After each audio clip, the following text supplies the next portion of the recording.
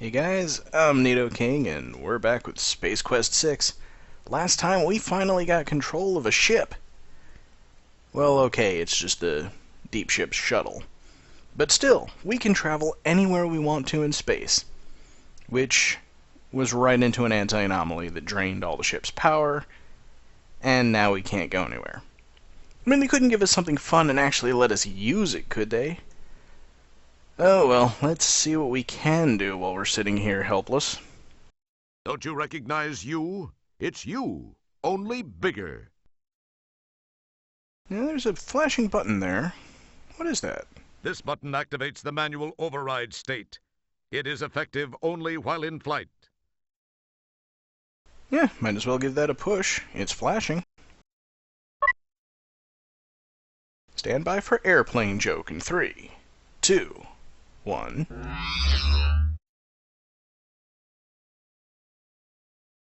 Sir, I am unable to access the navigational computer. I am guessing that it may have overloaded just as the divalium crystal somehow went offline. Once repairs have been made and the shuttle engines have been refired, I believe I can follow the deep ship's ion trail back to Delta Burksilon V. That would be quite cool, Manuel. You sure about that? Once the divalium crystal has been repaired, our electrical system reestablished, and the engines fired, I am 97.2% certain. Why only 97.2%? I judged 97.2% to sound more hip to our audience than would 100. You would have to mention it. Sorry. Don't apologize to me. It's the players you ruined it for.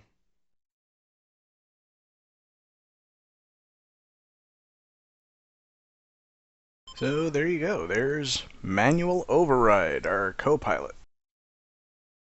That's manual override, your holographic navigator. Navigator, co-pilot, whatever. Being of holographic origin, Manuel is not impressed with your efforts to make physical contact with him. It is very unfulfilling. Sir, we are unable to proceed with the divalium crystal offline. A lack of power to restart the engines, and with a potential engine blockage. Alright, so I guess I gotta go fix all of those things. Swell. There's not enough power to restart the engines. Well, maybe something changed, I don't know. So let's take a look. If I remember, the divalium crystal is stored in this panel. This compartment contains the divalium crystal subprocessor and main flux coupling. Alright, let's crack that baby open and take a look. Yeah, it's a crystal, alright. Wow. The crystal seems to have broken. I swear it wasn't me. Now we're in deep. Hey, I've gotten us this far, haven't I? Yes, and what a wonderful place it is. How did I get hooked up in this deal? My agent's going to be hearing from me big time. Fourth wall? What fourth wall? It feels nice. Your utterances fall on uninterested oral organs. I don't think it has any oral organs. Anyway, it looks like there's a big chunk missing from it, so we're gonna have to find a chunk to replace it with. And amazingly, we already have it. Oh, great. The data quarter seems to be fried. Oh yeah, that's pretty damaged, although every part seems to be pretty much in working order. But there's something interesting. This is the data quarter power source, a tiny chip of divalium crystal, the official power source of StarCon. And there we go. So all I gotta do is put the two together. Tape or glue? Tape or glue? Glue. You pour glue all over the crystal. It's a piece of divalium crystal with glue on it. Good enough for me. I guess the divalium crystal won't work in this form. Fortunately, I have vast experience in the reforming of broken items. It's no wonder you've had to repair a lot of stuff you've broken in your time. The word clod comes to mind. But it's not good enough for the game. What we really need to do is put glue on the crystal as well. And once you've got glue on both components, somehow they go together. You hold the glue-coated segment to the broken Devallium crystal for 10 seconds to set the glue. I should have gone with tape. All appears well in the crystal compartment. Alright, good enough. Now let's go out and see about those engines, shall we?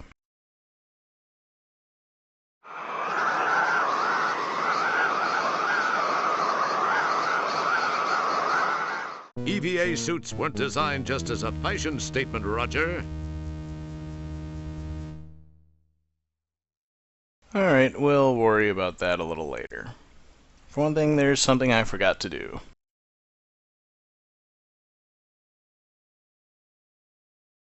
Your whimper is my command, sir.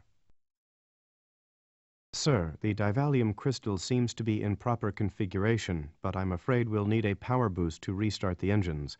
I'm sensing that we may also have some sort of engine inlet blockage as well. Alright, to get to the engines, we'll need to pop the hood.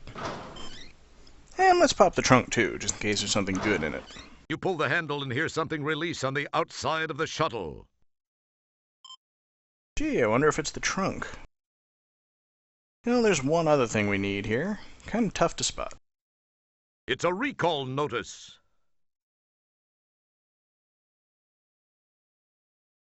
Oh, that's, meaningful. It's the recall notice. Yes, but what does the text say? Well...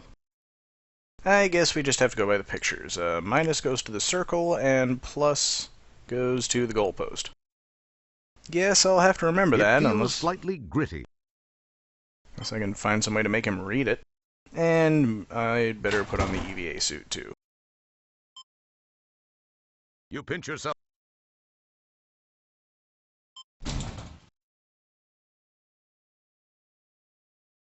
That's your extravehicular activity, or EVA suit.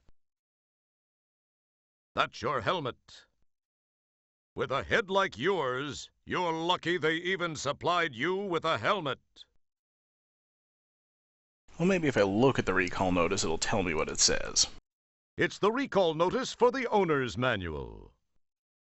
It reads, "Dear Ham Shuttle Owner, it has come to our attention that there is a minor misprint in the owner's manual for the 1000 series of shuttles. Until a new manual can be acquired, please disregard page 73, paragraph 4 of that manual."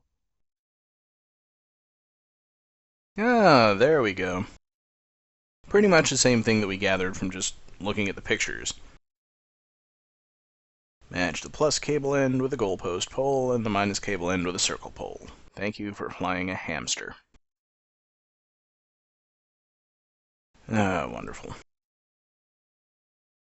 At least any moron knows how it works.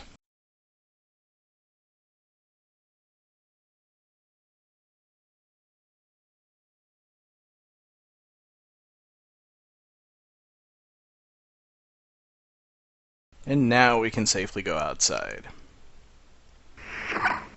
Now he should still be sucked out by the depressurization, but at least now he can breathe. And that looks like a blockage to me. What's with this fish deal? Now one stuck in the engine intake. Grr.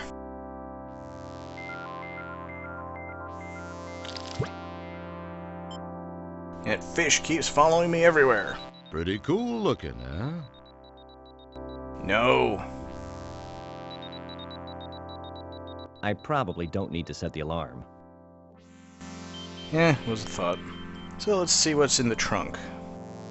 These are the shuttle's jumper cables. That sure doesn't make you feel real secure about this spacecraft if those are standard equipment. It's a help sign. Oh, goody.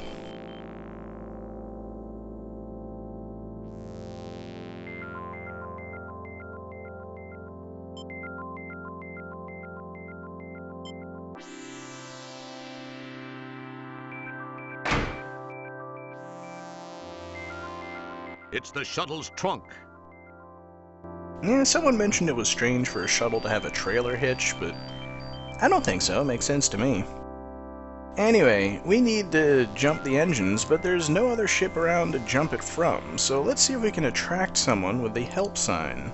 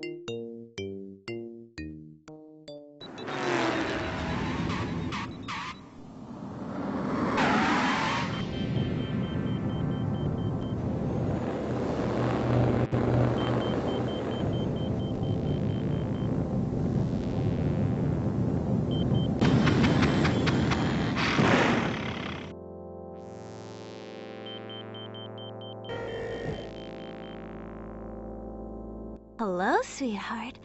You look like you could use a little assistance. Is there anything I can do? Well, yes, there is. Thanks for stopping. Well, you just name it, I guess. It seems I've stalled my engines. Could you give me a jump? I have cables. I'd jump you in a heartbeat, dollface. I guess you must have got caught up in that anti-anomaly. It can be a real pain in the... Well, anyway, let's get it done.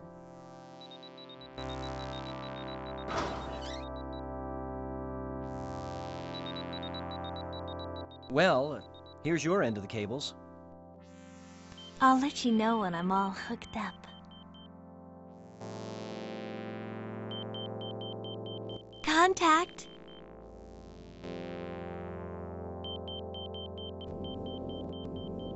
Alright, now if you notice there isn't even a plus or minus terminal, so if you didn't find the recall notice, you'd be very confused. Let's see what happens if I hook them up incorrectly. Okay, Manual. We're all hooked up. Give it a try.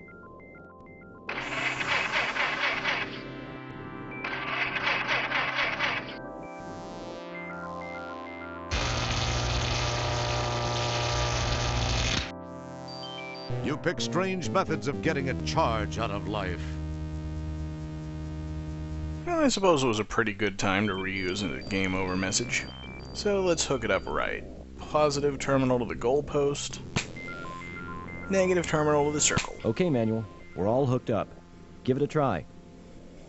Oh, I got him backwards. Oh, no I didn't.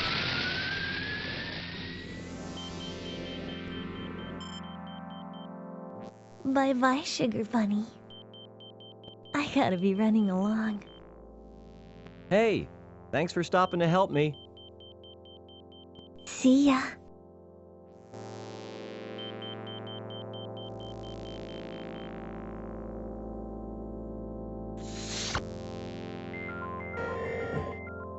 And we'll never be seeing her again.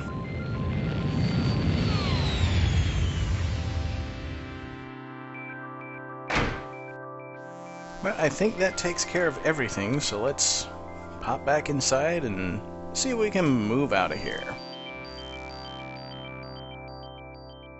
You neatly replace the EVA suit in its proper place.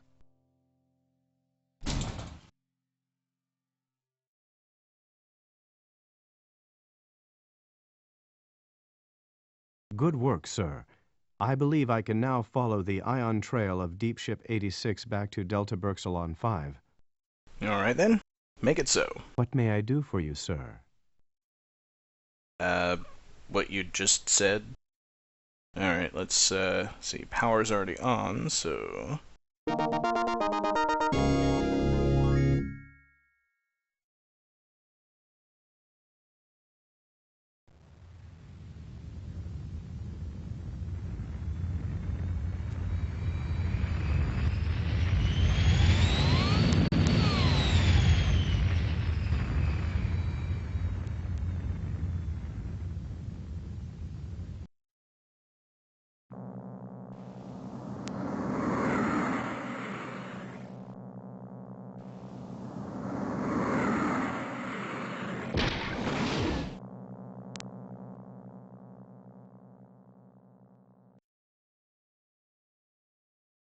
Alright, and we've made it back to Delta Burksilon V.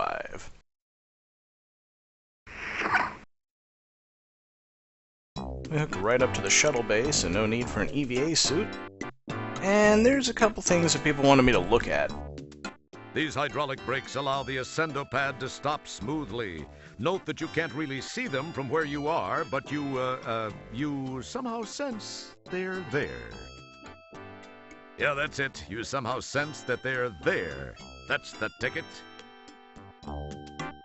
You can't operate these hydraulic brakes manually. You'd shear your hand off into a thin smear of blood, mashed flesh, and pulverized bone.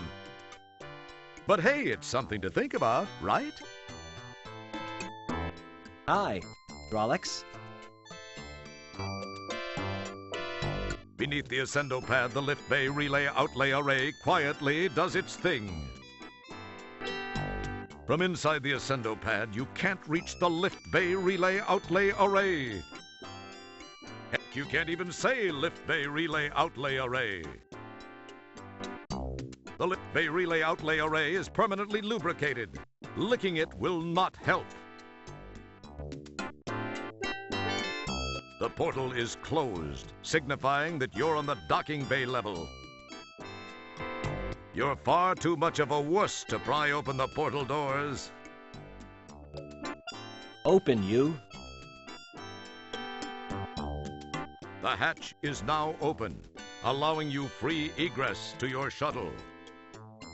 Just what I need, a shuttle full of free egress. Just walk through it. No sleight of hand is required. I bid thee close. If you're staying in here, Graham, I'm going out there. These hermetically sealed components house the ascendo pad's direction correction connections, the quark torque fork, and the ascension descension suspension tension extensions. I'd like to give Gary Owens a hand for that.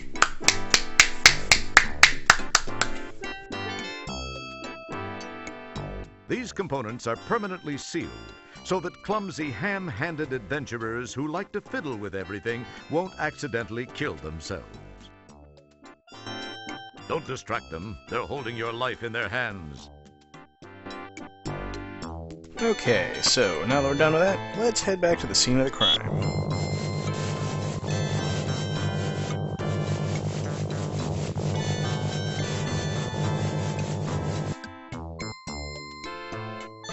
Huh. Apparently, the room's been sealed off since the explosion. You're far too much of a wuss to pry open the portal doors. Oh well, and I assume we still can't get to Lab B. You press the Lab B button, but the ascendo pad doesn't move. Apparently you need some sort of clearance to get to Lab B. So it won't open. I didn't want to go to Lab B anyway. So the only place we can go is Lab A, which we didn't get to explore the first time because Commander Kielbasa was there. Well, he's not there now.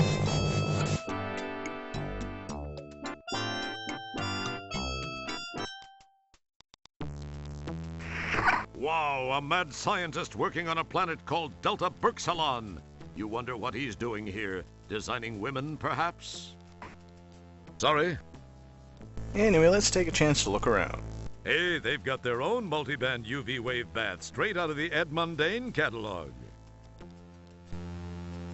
You consider switching the multiband UV wave bath to a UVA so you can catch a quick tan, but you're pretty sure someone would yell at you about it.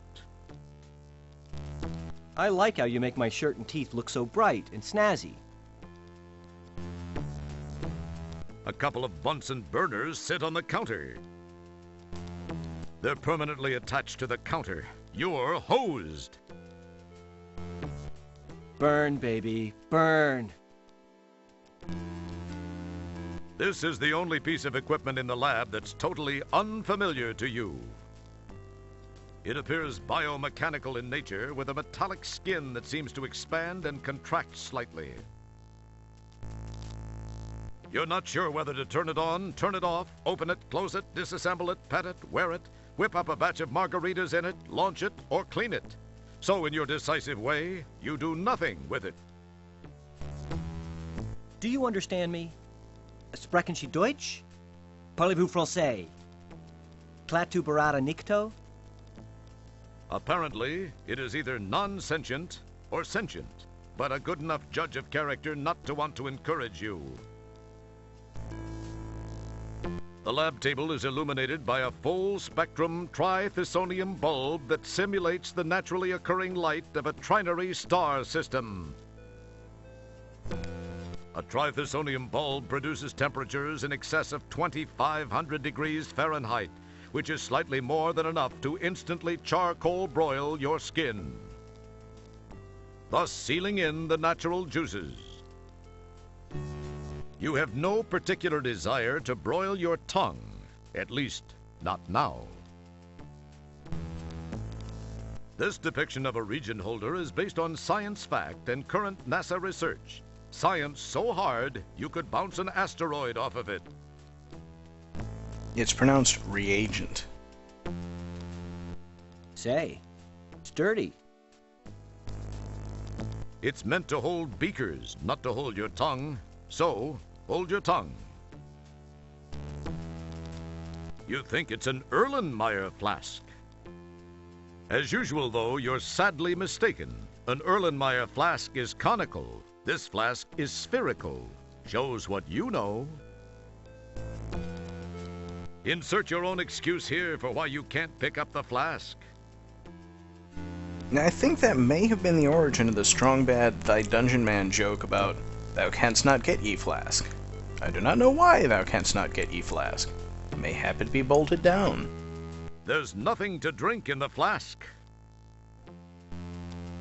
This lab table has a conveniently round shape and pleasingly flat surface.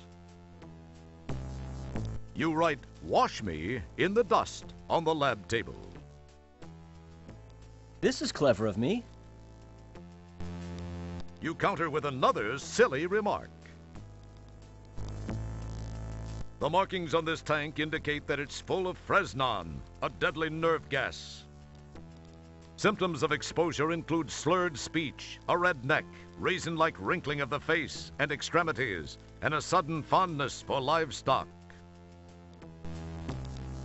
Nice try, but highly refined smegminium such as this weighs over 2 tons per gram. It also won't win you any friends on the singles circuit.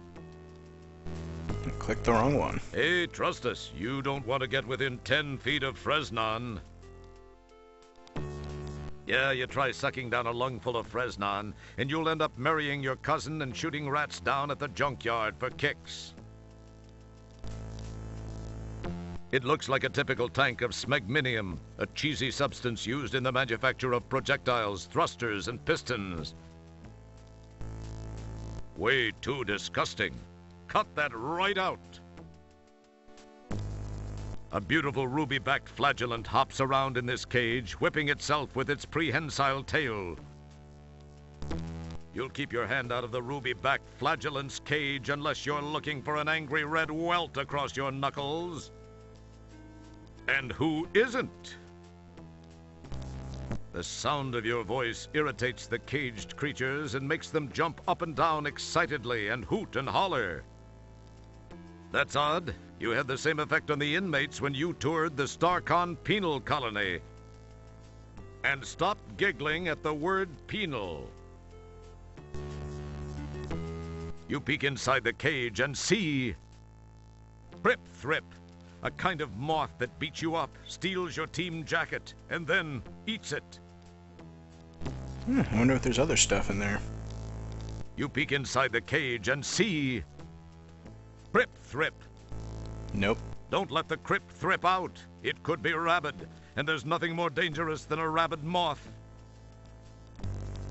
The sound of your voice irritates. That's odd. And a cybergenic incubator. You've heard about them. You've seen pictures in magazines, but you never thought you'd actually get to see one up close. Big whoop. You'll flood the entire containment area with cyber genes. Now we want you to go sit in the corner and just think about what you almost did. Yes, it resembles a Tootsie Roll Pop.